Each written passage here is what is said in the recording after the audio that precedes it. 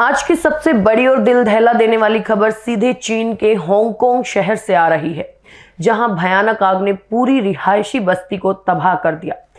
ताइपो जिले में 35 मंजिल की 8 इमारतों का एक बड़ा कॉम्प्लेक्स 20 घंटे से ज्यादा समय से धू धू कर जल रहा है। इस त्रासदी में अब तक 44 लोगों की मौत हो चुकी है, जबकि 279 लोग लापता बताए जा रहे हैं।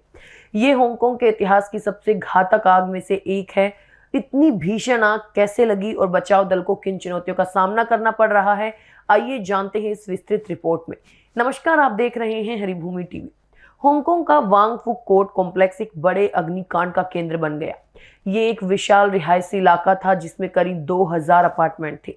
आग की शुरुआत इन इमारतों के बाहर लगे बांस की मचानों से हुई, जहां मरम्मत का काम चल रहा था। शुरुआती जांच में यही आशंका है कि मचानों पर लगी आग तेज हवा के कारण तेजी से एक इमारत से दूसरी इमारत तक फैलती चली गई, और ये आग इतनी भयानक और अनियंत्रित थी कि पिछले कई दशकों में हांगकांग में ऐसा मंजर नहीं देखा गया। श्री गुरु तेग बहादुर साहिब के 350वें शहीदी दिवस को समर्पित पंजाब सरकार की श्रद्धा और सत्कार से भरपूर पहल पंजाब के 23 जिलों में गुरु साहिब के जीवन और बलिदान को दर्शाते light and sound show Srinagar, Gurdaspur, Faridkot और तख्त श्री दमदमा साहिब, तलवंडी साबो से अनंतपुर साहिब तक 4 महान नगर कीर्तन तथा 23, 24 और 25 नवम्बर को अनंतपुर साहिब में होने वाले भव्य समागमों में मुख्यमंत्री सरदार भगवंत सिंह जी मान की ओर से सभी को नतमस्तक होने का हार्दिक अनुरोध। आइए अपनी अटूट श्रद्धा और सत्कार के साथ इन समागमों का हिस्सा बने। हवा की रफ्तार और जलते हुए मलबे ने आग को एक तरह से ट्रांसमीटर का काम किया, जिससे 8 की 8 35 मंजिला इमारत इसकी चपेट में आ गई। 20 घंटे बीत जाने के बाद भी फायर फाइटर्स इसे पूरी तरह से काबू नहीं कर पाए। स्थानीय निवासियों ने बताया कि कई बुजुर्ग पड़ोसी समय पर बाहर नहीं निकल पाए, जिससे हताहतों की संख्या बढ़ गई है। फायर फाइटर्स को भी भारी दिक्कतों का सामना करना पड़ रहा है। कई मंजिलों पर तापमान इतना ज्यादा है कि वो अंदर प्रवेश नहीं कर पा रहे हैं। रेस्क्यू ऑपरेशन के दौरान एक जांबाज फायर फाइटर की मौत भी हो गई।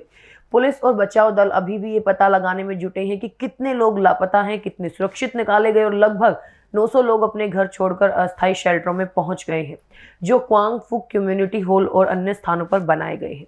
इस त्रासदी के बाद पुलिस ने 3 लोगों को गिरफ्तार किया है, जिन पर आग लगने के मामले में लापरवाही या गैर इरादतन हत्या का शक जताया गया है। दूसरी ओर इस घटना का राजनीतिक असर भी दिखा है। हांगकांग ने 7 दिसंबर को होने वाले चुनाव से पहले सभी प्रचार गतिविधियां रोक दी गई हैं, और चीफ एग्जीक्यूटिव जॉन ली चुनाव स्थगित करने पर विचार कर रहे हैं। अंतर्राष्ट्रीय स्तर पर भी संवेदनाएं व्यक्त की गई हैं। चीनी राष्ट्रपति शी जिनपिंग ने दुख जताते हुए प्रभावित परिवारों को हर संभव मदद पहुंचाने का निर्देश दिया है। जापान, जर्मनी, ब्रिटेन और अमेरिका सहित कई देशों ने इस हादसे पर शोक व्यक्त किया है। ये भीषण आग हांगकांग की सुरक्षा व्यवस्था पर एक बड़ा सवाल खड़ा करती है। हांगकांग की इस भीषण आग ने एक बार फिर साबित कर दिया कि प्राकृतिक या मानवीय आपदाएं कितनी विनाशकारी हो सकती हैं। हमारी संवेदनाएं हताहत हुए परिवारों के साथ हैं। आपको ये रिपोर्ट कैसी लगी, हमें कमेंट बॉक्स में जरूर बताएं।